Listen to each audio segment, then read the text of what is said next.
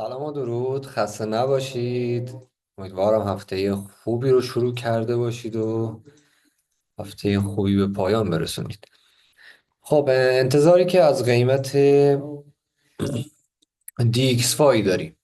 خب قیمت DXY، انتظاری که از قیمت DXY داریم، مارکت رفته هایی زده. انتظاری که دارم هنوز بیاد پایین تر، هنوز بیاد تا محدوده این اریا.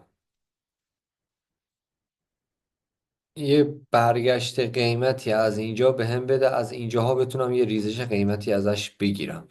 منتها هنوز فعلا این اتفاق نیفتاده. فعلا مارکت رو توی رنج میتونم ببینم. حتی اگه اینجا هم نقطه ورود بای به هم داد، میتونم بایو هم ازش بگیرم. خب بریم روی یورو.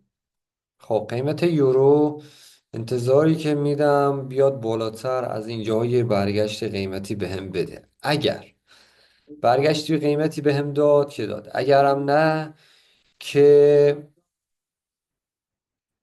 ذره دیگه بره بالاتر از اینجاها یه برگشت قیمتی بهم بده، از اینجاها بتونم خرید قیمت ازش بگیرم. این خریدی قیمتی هم که ازش میگم، تیپیو میتونم براش این اریا یا این اریا در نظر داشته باشم.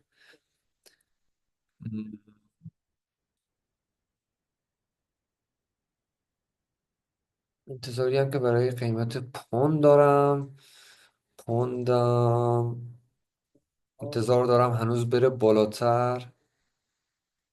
انتظار میدم هنوز بره بالاتر از اینجاها، از این اریای برگشت قیمتی و ورود قیمت به سمت بالا. ولی فعلا میتونم توی رنج بهش نگاه کنم تا این سقف با این سقف کامل شکسته بشه، بره بالا، برگرده، ورود بده به سمت بالا.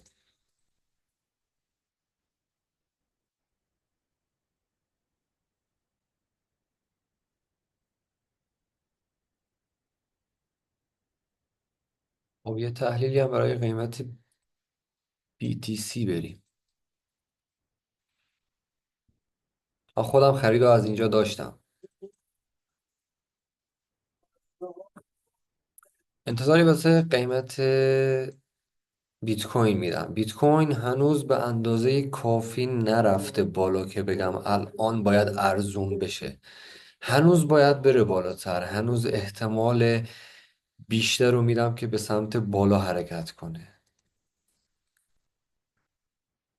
ولی بیت کوین به قیمت 140,000 تا 150,000 تا که برسه، دیگه از اینجاها دیگه انتظار فروش قیمت رو میدم. دیگه کلا میرم توی فروش. خسته نباشید، امیدوارم هفته خوبی داشته باشید.